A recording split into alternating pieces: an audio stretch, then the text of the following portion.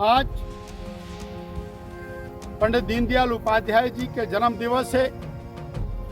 पूरा देश और विश्व भर में जो भारतीय विचार के चिंतन के लोग हैं वो उनके प्रति अपनी श्रद्धांजलि अर्पित कर रहे हैं, उन्हें स्मरण कर रहे हैं। हमारे देश का जो अर्वाचीन इतिहास है, जो नया इतिहास है, उसके अंदर 3 विचारक हुए, डॉक्टर राम मनोहर लोहिया, आदरणीय गांधी जी, पंडित दीनदयाल उपाध्याय।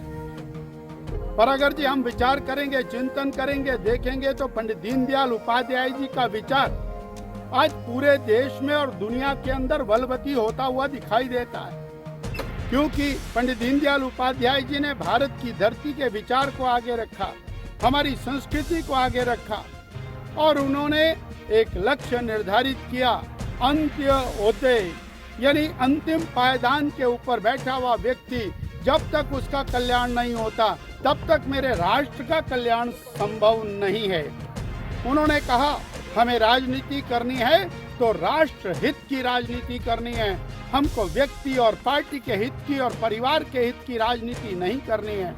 और उसी बात को लेकर के भारतीय जनसंघ खड़ा हुआ, उसी बात को लेकर के भारतीय जनता पार्टी काम कर रही है। उन्होंने कहा कश्मीर के ऊपर 1951 के अंदर एकजुट होकर के उन्होंने निर्णय लिया, कश्मीर भारत का अभिन्न अंग है, यहाँ पर धारा 370, 2 संविधान, 2 विधान, 2 झंडे, वो हमें स्वीकार्य नहीं है।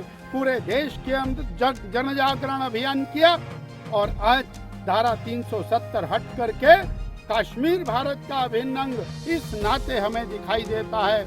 असम को लेकर के 1961 के अंदर असम जनसंघ ने और एक रिजोल्यूशन पारित किया, पाकिस्तान से आने वाले घुसपैठिए वो भारत की धरती का शोषण करने वाले हैं। पूरे देश का जागरण किया गया, पूरे देश को उस विचार के साथ खड़ा किया गया। आज वो घुसपैठ बंद होती भी हमको दिखाई देती है। पूर्वांचल को अलग करने का जो षड्यंत्र चल रहा था, देश को खंडित करने का जो षड्यंत्र चल रहा था, उन सारे मुद्दों को लेकर के जो विचार, जो चिंतन और पंडित दीनदयाल उपाध्याय जी ने दिया, वो सर्वश्रेष्ठ विचार के रूप में हमारे सामने दिखाई देता है। उन्होंने कहा कि औद्योगिकरण होना चाहिए, परंतु शोषण के बिना औद्योगिकरण होना चाहिए। उन्होंने कहा अनुशासन होना चाहिए, परंतु डब्बाबंद कोई इस प्रकार की स्थिति नहीं होनी चाहिए जिसके अंदर व्यक्ति की स्वतंत्रता समाप्त हो जाए।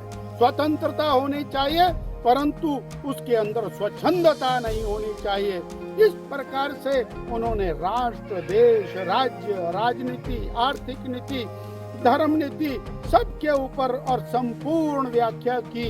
यानी कहा जाए अर्वाचीन देश किस प्रकार से चलना चाहिए, आज के समय में देश को कैसे आगे बढ़ना चाहिए, उसके जो रियल प्रणेता कहे जा सकते हैं वो पंडित दीनदयाल उपाध्याय जी हैं। आज पूरा देश, विशेष तौर पर भारतीय जनता पार्टी उनके प्रति और श्रद्धा सुमन अर्पित करती है।